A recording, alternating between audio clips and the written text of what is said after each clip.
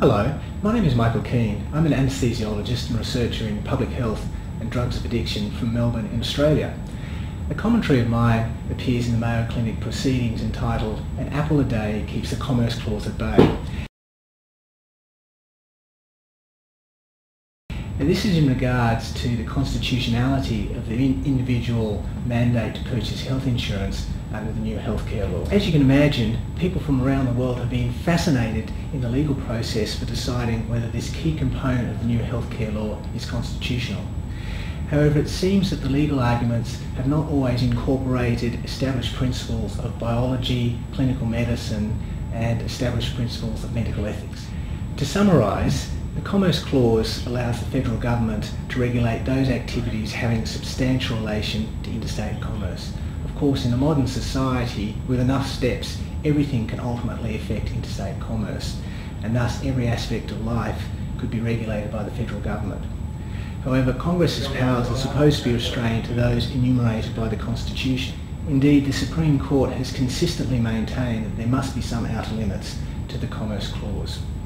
Opponents of the mandate argue that if the federal government can mandate a citizen solely on the basis that they are alive buy a product from a private firm, then there is no limits to the Commerce Clause. On the other hand, those in favour of the individual mandate base their argument on the inevitability of healthcare consumption. As one judge succinctly put it, no one can opt out of illness, disability and death. Therefore, everyone will need healthcare, they say, and thus the individual mandate is conceptualised as merely a way to regulate when payment should be made for the inevitable consumption of healthcare. Firstly, healthcare is not a unitary thing. It's merely an umbrella term for untold millions of combinations of diagnostic and treatment interventions. If for all the different afflictions of the human body and mind we receive the same 10C injection of healthcare, then the inevitability argument would be a lot more palatable and of course medical school a whole lot more simple. Furthermore, of importance to the constitutionality of the individual mandate, our contemporary understanding of biology recognises that all the healthcare that we may receive over our lifetime is by no means inevitable. Crucially, we can make decisions that render us significantly more or less likely to ever need certain kinds of healthcare. The Institute of Lifestyle Medicine was founded in concert with the Harvard Medical School. To quote from their website, significant research indicates that modifiable behaviours, especially physical inactivity and unhealthy eating, are major drivers of death, disease and healthcare costs.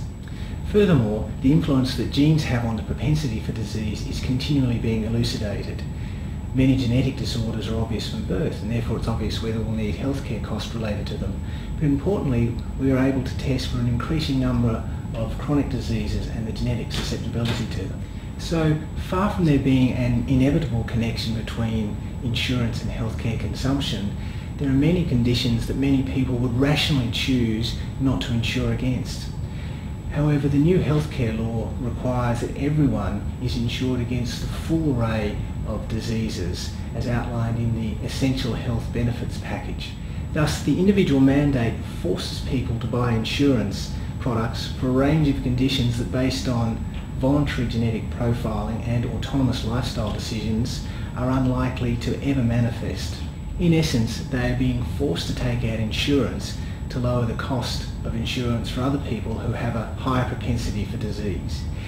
Now, it has to be stated that this propensity for disease is not necessarily biologically fair, but it's just a reality that needs to be incorporated in legal arguments.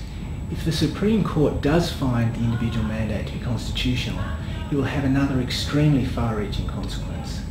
The requirement for coverage of mental illness potentially opens the whole scope of human behaviour to regulation by the federal government under the Commerce Clause.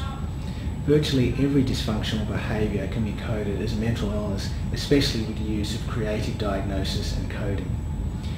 As we discover the neurophysiological basis of personality disorders and behavioural disorders, it may very well be appropriate to classify them as mental illnesses. If we were to accept the argument for the constitutionality of the individual mandate, then much of what we consider aberrant, criminal or even odd or eccentric behaviour would therefore be under the reach of the Commerce Clause and therefore potentially under the regulation of the federal government. Previously, the Supreme Court has found that it's not constitutional to regulate criminal behaviour under the Commerce Clause. Importantly though, if the Supreme Court does find the individual mandate to be constitutional, they would be reversing their finding on regulating criminal behaviour. No inference upon inference would be needed to complete the connection between criminal behaviour and interstate commerce, only one direct accepted step. The individual mandate raises many complex ethical issues as well, not least concerning the ethical principles of autonomy and justice.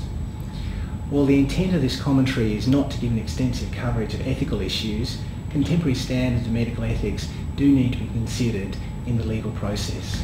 Especially relevant is the fact that people are being forced to participate. There is no option to autonomously opt out, either in part or in full.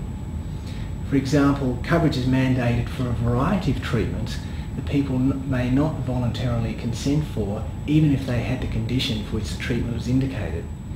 This again challenges the notion that the insurance mandate is merely a way to regulate when payment is made for the inevitable consumption of healthcare.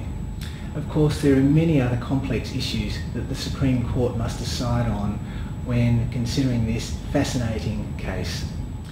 I sincerely thank the Mayo Clinic Proceedings for giving me the privilege to be able to comment on this most interesting and fascinating of topics. Thank you very much. We hope you benefited from this presentation based on the content of Mayo Clinic Proceedings.